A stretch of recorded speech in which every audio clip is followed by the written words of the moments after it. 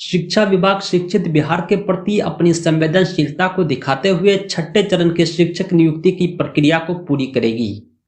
इतना ही नहीं बल्कि 23 फरवरी को 42,000 अभ्यर्थियों को नियुक्ति पत्र सौंपा जाएगा और वो यथाशीघ्र विद्यालय में योगदान करेंगे और पठन पाठन का कार्य प्रारंभ करेंगे।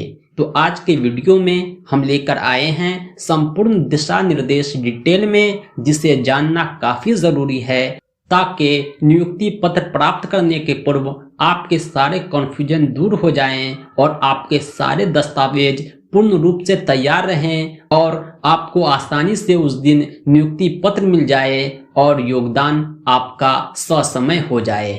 तो दोस्तों, यह वीडियो आपके लिए काफी इम्पोर्टेंट है, बगैर स्किप किए हुए लास्ट तक देखें।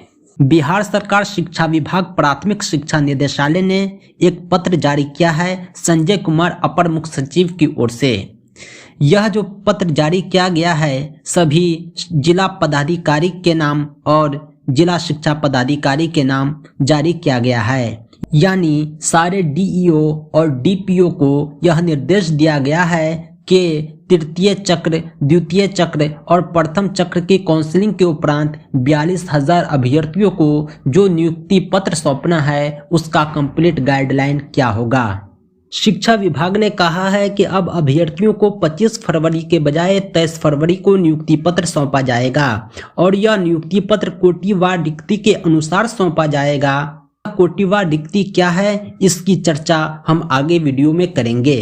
एक एक पॉइंट आप तक विस्तार से पहुंचाएंगे, आपके सारे कंफ्यूजन हम दूर कर देंगे।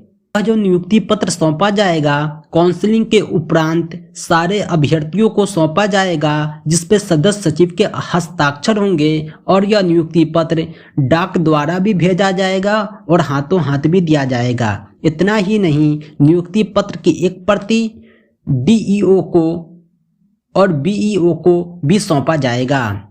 इसके अलावा आप जिस विद्यालय में योगदान करेंगे आपसे पहले वहां एक प्रति पहुंच चुका होगा, ताकि योगदान करते समय वहां के प्रधान अध्यापक या प्रधान प्रभारी शिक्षक आपके योगदान से पूर्व आपके सत्यता की जांच कर सके। दूसरी बात, शिक्षक बहाली के प्रति शिक्षा विभाग की सदा प्राथमिकता रही है कि यह बहाली पारदर्शी माध्यम से हो, क्योंकि पूर्व में जो बहाली होती थी उसमें घोटाले हो जाते थे, पारदर्शिता का अभाव होता था। इसलिए इस बहाली में शिक्षा विभाग ने हर संभव प्रयास किया है कि हर अभ्यर्थी को पारदर्शिता के साथ नियुक्ति पत्र पाने और योगदान करने का अवसर मिले। काउंसलिंग के उपरांत अभ्यर्थियों के मन में यह शंका थी कि मेरा तो काउंसलिंग किसी प्रखंड में हो गया, किसी पंचायत में हो गया, अब हमें कौन सा स्कूल सौंपा जाएगा। शिक्षा विभाग ने अपने दिशा निर्देश में इन सारे कन्फ्यूजन को दूर कर दिया है। पहले बिंदु में ही लिख दिया है कि चयनित अभ्यर्थियों को विद्यालय का आवंटन उसके चॉइस के आधार पर किया जाएगा और चॉइस का मानदंड क्या होगा आगे हम इसकी चर्चा करेंगे इसी लेटर में। जितनी भी पंचायत नियोजन इकाई है, प्रखंड नियोजन इकाई है, उसके नियोजन पत्र का वितरण संबंधित प्रखंड में किया जाएगा और जितने भी नगर पंचायत है, नगर निगम है, नगर परिषद है, उसके नियोजन पत्र का वितरण जिला में किया जाएगा। स्थल का निर्धारण वहां के पदाधिकारी के द्वारा किया जाएगा, जो बहुत जल्द आपको जिले के एनआईसी वेबसाइट पर देखने को मिलेगा। इसीलिए आपका चयन जिस जिला में हुआ हो, आप उस जिले के एनआईसी वेबसाइट को कंटिन्यूअसली विजिट करते रहें, ताकि ऑथोराइज्ड नोटिस, ऑथोराइज्ड जानकारी आप तक पहुंच सके। किसी भी व्हाट्सएप भ्रम में आपको नहीं रहना है। तो हम आते हैं चॉइस की ओर। शिक्षा विभाग ने कहा है कि चॉइस के आधार पर हम विद्यालय का आवंटन करेंगे। अब तक जो एनआईसी वेबसाइट पर रिक्ति आई थी उसमें स्कूल का नाम चर्चा नहीं था। शिक्षा विभाग ने आदेश दिया है कि एनआईसी वेबसाइट पर विद्यालय वार रिक्ति का प्रकाशन किया जाए और उसके लिए भी डेडलाइन निर्धारित कर दिया है, यानी 23 फरवरी के कम से कम 3 दिन पहले यानी 20 फरवरी तक हर किसी को एनआईसी वेबसाइट पर विद्यालय वार रिक्ति का प्रकाशन कर देना है। उस रिक्ति को देखते हुए आप यह तय कर पाएंगे कि आपका कौन सा चॉइस आपके लिए बेटर होगा। है ना इंटरेस्टिंग। दूसरी बात, शिक्षा विभाग द्वारा नियोजन इकाइयों को यह आदेश दिया गया है कि आप नियोजन पत्र निर्गत करने के पूर्व चयन सूची पर अभ्यर्थियों के मेधा अंक का मिलान संबंधित जिले के एनआईसी वेबसाइट पर अनुमोदित औपबंधिक मेधा सूची से जरूर करें। लिहाजा अभ्यर्थियों के लिए यह बेहतर होगा कि आप अपने चयन सूची को अपने साथ रखें और जिले के एनआईसी वेबसाइट पर जो अंतिम मेधा सूची प्रकाशित किया गया था उसे भी अपने पास रखें, ताकि ऑन द स्पॉट आपको किसी भी प्रकार की समस्या का सामना न करना पड़े। अब हम चलते हैं अगले पॉइंट की ओर। शिक्षा विभाग ने यह भी कहा है कि चयनित सूची के अभ्यर्थियों को विद्यालय आवंटन के लिए अधिक्षा हेतु संलग्न अनुसूची 1 के आधार पर नियोजन इकाई द्वारा क्रमिक रूप से अवसर दिया जाएगा। यानी विद्यालय का जो आवंटन होगा अनुसूची 1 के आधार पर क्रमिक रूप से दिया जाएगा। ये अनुसूची 1 क्या है, आइए हम आपको दिखाते हैं। अनुसूची 1 में लिखा हुआ है कि सबसे पहले विकलांग महिला को नियुक्ति पत्र सौंपा जाएगा। विद्यालय का आवंटन सबसे पहले इन्हीं का होगा और इसमें भी सबसे पहले अनुसूचित जनजाति की विकलांग महिला का होगा, फिर अनुसूचित जाति की, फिर अत्यंत पिछड़ा वर्ग की विकलांग महिला का, फिर पिछड़ा वर्ग, फिर अनारक्षित। इसी प्रकार विकलांग महिला के बाद नंबर आएगा विकलांग पुरुष को, फिर सामान्य महिला को, फिर सामान्य पुरुष को। इसमें भी सबसे पहले अनुसूचित जनजाति के लिए विद्यालय का आवंटन होगा, फिर अनुसूचित जाति को, फिर अत्यंत पिछड़ा वर्ग को, फिर पिछड़ा वर्ग को, फिर अनारक्षित को। यानी जो लोग भी जाएंगे सब अपने अपने रिक्ति पर ही जाएंगे। जिसका काउंसलिंग जिस विषय में हुआ हो, जिस कोटि में हुआ हो, उसी कोटि में उसी विषय में उन्हें विद्यालय का आवंटन होगा, उन्हें नियुक्ति पत्र सौंपा जाएगा। ये क्रम जो भी हो, लेकिन आपको अपने विद्यालय का चॉइस अपने ही रिक्ति के विद्यालय में करना है।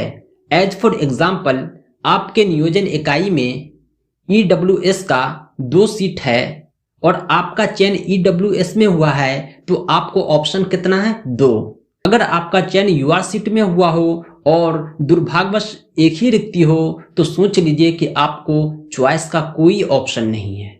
और हाँ, चॉइस असल में उसके लिए ज्यादा इंपॉर्टेंट है जहां रिक्ति ज्यादा है। इसके अलावा शिक्षा विभाग ने यह भी कहा है कि अभ्यर्थियों को अपने साथ अनुसूचित 2 में एक प्रपत्र दिया हुआ है जिसे फिलअप करके शपथ पत्र बना के लाना है कार्यपालक दंडाधिकारी पदाधिकारी से।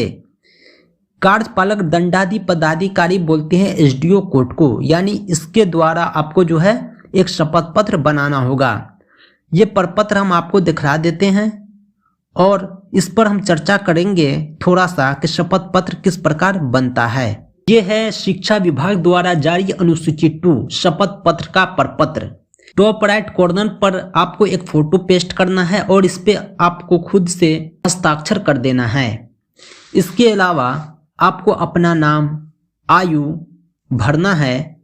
आयु यानी जिस डेट को आप बना रहे हैं उस दिन आपका आयु कितना हो जाएगा, कितना महीना, कितना दिन।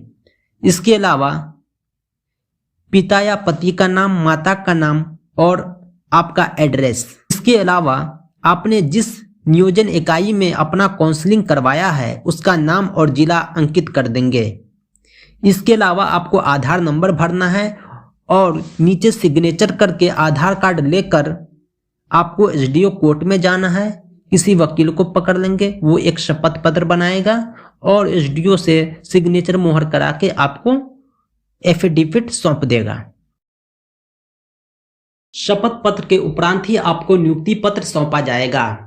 शपथ पत्र असल में इसलिए बनाया जाता है ताकि आप यह शपथ ले सकें, विभाग को यह विश्वास दिला सकें कि मेरे सारे प्रमाण पत्र वैध हैं, मेरे ऊपर किसी भी तरह का प्रशासनिक या कोई आरोप नहीं है। अगर मेरे ऊपर कोई आरोप हो, मेरे प्रमाण पत्र फर्जी पाए गए, मेरी सेवा समाप्त मानी जाएगी और मेरे विरुद्ध कानूनी कार्रवाई की जाएगी। उम्मीद करता हूं कि शपथ पत्र आप काफी आसानी से बना लेंगे। जिस जिले के नियोजन इकाई में आपका चयन हुआ हो, बेहतर है कि आप उसी जिले के एसडीओ कोर्ट से शपथ पत्र बनाएं। आपको अपने साथ शपथ पत्र की 6 छाया प्रति रखना है, क्योंकि नियोजन पत्र जो तैयार किए जाएंगे वो 6 सेट तैयार किए जाएंगे। उसमें एक सेट आपको उसी वक्त सौंप दिया जाएगा, एक सेट आपको डाक द्वारा भेजा जाएगा और एक बीईओ को, एक डीईओ को और एक प्रति विश्वविद्यालय के प्रधान अध्यापक या प्रधान शिक्षक तक पहुंचाया जाएगा जहां आप योगदान करेंगे। इतना ही नहीं बल्कि 7 दिनों के अंदर एक प्रति एनआईसी वेबसाइट पर भी अपलोड कर दिया जाएगा ताकि पूर्णतः पारदर्शिता के साथ नियोजन प्रक्रिया संपन्न हो। ये थे शिक्षा विभाग द्वारा निर्गत दिशा निर्देश के महत्वपूर्ण बिंदु जो नियुक्ति पत्र पूर्व आवश्यक हैं। अब हम बात करेंगे योगदान के बारे में। यह जो बहाली हो रही है नियमावली 2012 के तहत हो रही है। नियमावली 2012 में अंकित है कि नियुक्ति पत्र के बाद 30 दिनों के अंदर विद्यालय में योगदान देना सुनिश्चित करें, अन्यथा संबंधित अभ्यर्थी की दावेदारी समाप्त मानी जाएगी। जी हाँ, अगर आपको नियुक्ति पत्र सौंपा जाता है तो आपको अंकित डेट से 30 दिनों के अंदर हर हाल में विद्यालय में योगदान कर ही लेना है। योगदान करते समय भी आपको बहुत सारे डॉक्यूमेंट्स लगेंगे, यह जानना आपको काफी जरूरी है। काउंसलिंग कराते समय आपने जो भी डॉक्यूमेंट सौंपे थे सारे डॉक्यूमेंट योगदान करते समय आपको सौंपना है। मैट्रिक, इंटर और ग्रेजुएशन के अंक पत्र और प्रमाण पत्र की स्व अभिप्रमाणित छाया प्रति, टीचर ट्रेनिंग के अंक पत्र और प्रमाण पत्र की स्व अभिप्रमाणित छाया प्रति, टेट सीटेट के रिजल्ट कार्ड की स्व अभिप्रमाणित छाया प्रति। इसके अलावा आवासीय, ईडब्ल्यूएस, जातीय आदि प्रमाण पत्रों की स्व अभिप्रमाणित छाया प्रति भी आपको उपलब्ध करना है। यानी काउंसलिंग के समय आपने जो प्रमाण पत्र दिए थे वो प्रमाण पत्र आपको देना है। इसके अलावा आपको योगदान देते समय अभ्यर्थी को असैनिक शल्य चिकित्सक सह मुख्य चिकित्सा पदाधिकारी द्वारा निर्गत स्वास्थ्य प्रमाण पत्र प्रस्तुत करना आवश्यक होगा।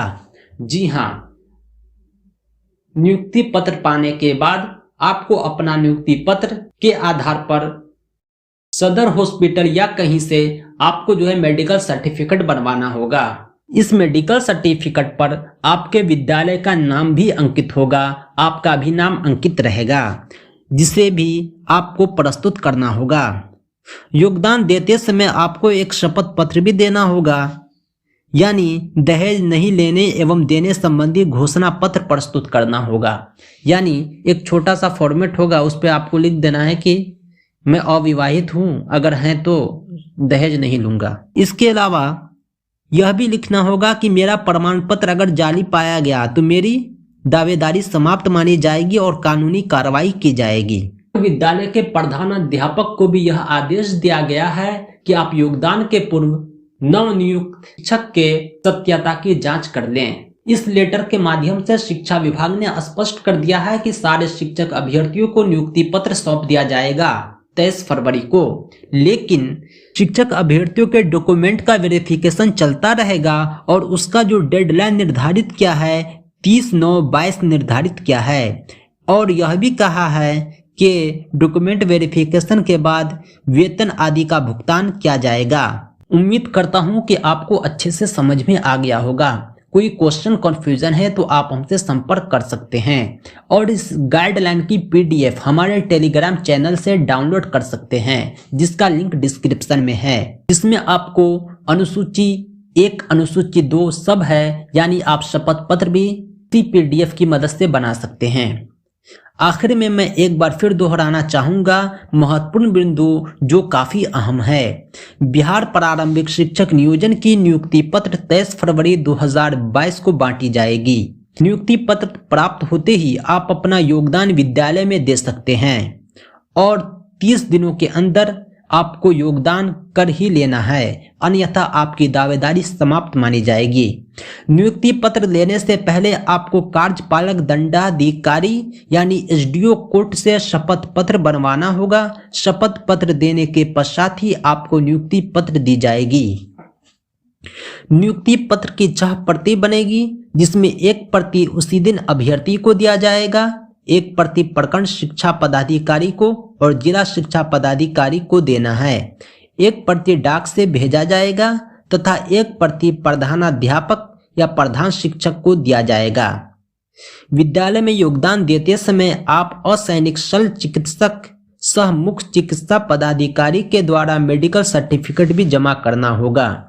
विद्यालय में अपना योगदान देते समय आप अपना सभी प्रमाण पत्र की छाया प्रति लेकर जाएंगे जो नियोजन इकाई में काउंसलिंग हेतु जमा किया था। यानी आपको काउंसलिंग के समय जो डॉक्यूमेंट दिया था वो लेकर जाना है। एक डॉक्यूमेंट यहाँ बढ़ जाएगा, काउंसलिंग का जो प्राप्ति रसीद मिला था, काउंसलिंग रसीद, वो भी आपको लेकर जाना है। तो उम्मीद करता हूं कि यह वीडियो आपको पसंद आया होगा। इस वीडियो को ज्यादा से ज्यादा शेयर करें और इसी तरह की अपडेट के लिए हमारे YouTube चैनल टीचर अहमद को जरूर सब्सक्राइब करें।